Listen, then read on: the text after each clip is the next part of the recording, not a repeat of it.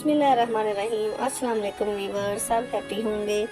आज हम drama serial बेरंग की एपिसोड नंबर 80 में डिस्कस करेंगे और मैं एपिसोड नंबर 80 आपको बताऊंगी आगे बेरंग ड्रामा में क्या होने वाला है। बेरंग ड्रामे के अंदर एक इंटरेस्टिंग मोड़ फिर आने वाला है जिसके बारे में सारे लोग जानना चाहते हैं। बेरंग ड्रामा वैसे तो बहुत लंबा इन्होंने कर दिया, इसको इख्तिताम तक पहुंचना चाहिए था, बिला वजह की इन्होंने बातें खींची हुई हैं। हालांकि ये तमाम मामला इनको वाइंड अप कर देने चाहिए, एमन और शहरियार वाला, और फिर एनी और अफान का जो इन्होंने किया हुआ है वो भी कर दें एंड।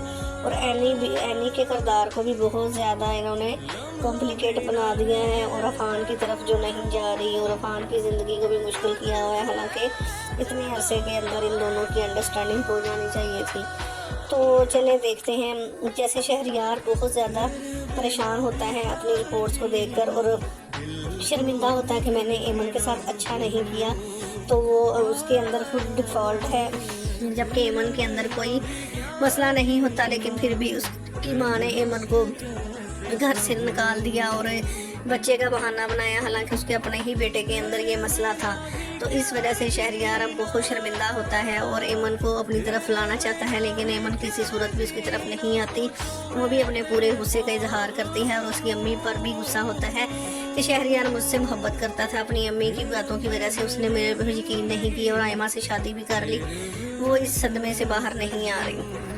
लेकिन शहरियार अब अपनी रिपोर्ट्स देखने के बाद पूरी तरह से टूट चुका है, क्योंकि उसको एक अच्छे दोस्त और एक मोहब्बत करने वाली बीवी की ज़रूरत है, जो कि आयमा की सूरत में उसको नहीं मिली। आयमा एक लालची लड़की है, क्योंकि वो दौलत की वजह से लगी हुई है उसके साथ और वो उसके दौलत हासिल करना चाहती है और शहरियार से उसका कोई भी लगाव नहीं है और एमन की वजह से उसको बदजन करती रहती है और बदगुमान करती है, अच्छी बातें नहीं करती, अपनी खाला को भी चढ़ाती रहती है कि एमन की वजह से शहरियार मेरे साथ बिल्कुल भी मोहब्बत नहीं करता।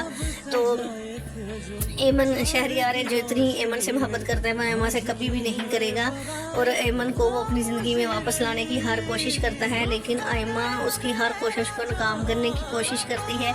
जब आयमा को ये बात पता चल जाती है कि शहरियार बाप नहीं बन सकता, क्योंकि शहरियार एमन में कोई मसला नहीं, तो फिर वो सारी बात जब सुन लेती है, शहरियार परेशानी की हालत में बड़बड़ा रहा होता है। जब उसको पता चल जाता है तो फिर उस वीक पॉइंट को पकड़कर वो शहरियार को ब्लैकमेल करती है और ब्लैकमेल करने की कोशिश करती है और कहती है कि अब मुझे ये सारी बात पता चल गई है, तुम जो बात मैं कहूँगी वही तुम मानोगे, जो मैं वरना सारे ख़ानदान को और खाला को बता दूँगी तुम्हारे अंदर ये कमी है।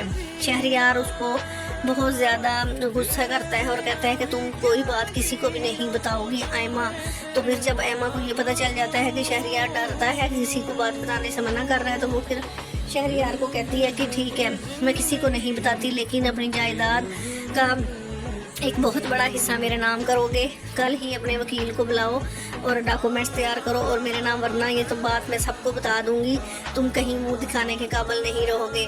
शहरियार फिर इस परेशानी में वो देखता है कि मैं अब क्या करूं, वो सोचता है, लेकिन उसको आयमा की बात माननी पड़ेगी, वरना वो सारे ख़ानदान को बता देगी इस बात को। और एमन को भी शहरियार ये बात बताना चाहता है कि एमन को, लेकिन वो अपनी शर्मिंदगी की वजह से नहीं बता पा रहा और आयमा इस बात का भरपूर फ़ायदा उठाएगी और शहरियार को जो उसका मकसद था उस मकसद में हासिल कर लेगी। इस काम में फिर दुर्दाना बेगम भी शामिल हो जाएगी और दुर्दाना बेगम वक्त वक्त देखते हुए और अपनी फाखरा को भी चढ़ाने की कोशिश करती है कि फाखरा बाजी आपकी तो कोई इज्जत नहीं रही, हर बंदा अपनी मर्जी करता हुआ नजर आ रहा है और अब जैसे आपकी पहले शान शौकत थी अब बिल्कुल भी नहीं है। तो फाखरा बेगम को ये एहसास दिलाने की कोशिश करती है, कोई आपकी बात नहीं सुनता, अंदर ही अंदर से वो मजाक उड़ा रही होती है फाखरा बेगम का, लेकिन फाखरा बेगम भी समझती है कि उसकी बहन किस नेचर की है, वो साथ साथ उसको अच्छी तरह से जवाब दे देती है। दुर्दाना फिर शर्मिंदा भी होती है कि फिर वो अपनी सफाई पेश करती है कि नहीं बाजी मैं तो ऐसे नहीं कह रही थी, आपकी भलाई के लिए कह रही हूँ। तो फाखरा बेगम उसको खूब समझती है कि ये किस अंदाज से बात कर रही है। उधर फरी का मामला भी बहुत ज़्यादा गंभीर होता जा रहा है। फाखरा बेगम ने फरीद की शादी को एक्सेप्ट नहीं किया होता, इसी तरह फहद की माँ भी इन दोनों की शादी को एक्सेप्ट नहीं करती, क्योंकि वो तो दौलत की लालच में थी कि फरीद पता नहीं क्या कुछ ले आएगी। लेकिन जब फरीद कुछ भी नहीं लाती तो वो हर बात पे ताने देती है उसको। फरीद को ये एहसास दिलाती है कि तुम कुछ भी नहीं लाई और इतनी नखरे करती हो। फरीद फिर यही बार बार कहती है कि क्या आपकी नज़र मेरी दौलत पे थी। तो वो फहद से भी फिर यही शिकायत करती है कि आपकी अम्मी की सोच बिल्कुल भी अच्छी नहीं। अगर मेरी अम्मी ने इस रिश्ते को कबूल नहीं किया तो आंटी ने भी बिल्कुल भी कबूल नहीं किया। फहद कहते हैं नहीं नहीं, कोई ऐसी बात नहीं, अम्मी को बस वक्ती गुस्सा आ जाता है, उनकी तबीयत ठीक नहीं है, इस वजह से वो बिल्कुल ठीक हो जाएंगे, तुम उनकी बातों पर ध्यान न दिया करो, मैं तुम्हारे साथ हूँ, मैं तो ऐसा नहीं सोचता ना। फरीद को समझाने की कोशिश करता है। हालांकि फहद भी अपनी माँ के साथ ही मिला होता है, उसके दिल की ख्वाहिश भी ये होती है कि फरीद अपने घर से कुछ ना कुछ ले आए और उसको कुछ मिल जाए। लेकिन फाखरा बेगम जो ज़माने के अंदाज समझती है और उसको पता होता है ये किस किस्म के लोग हैं, उसकी बात सच निकलने लगती है।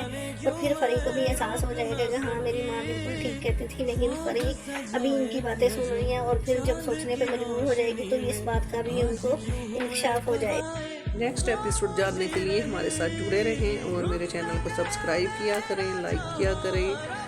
आगे आपको मज़ीद अच्छी वीडियोस देखने को मिलेंगी। अल्लाह हाफिज़।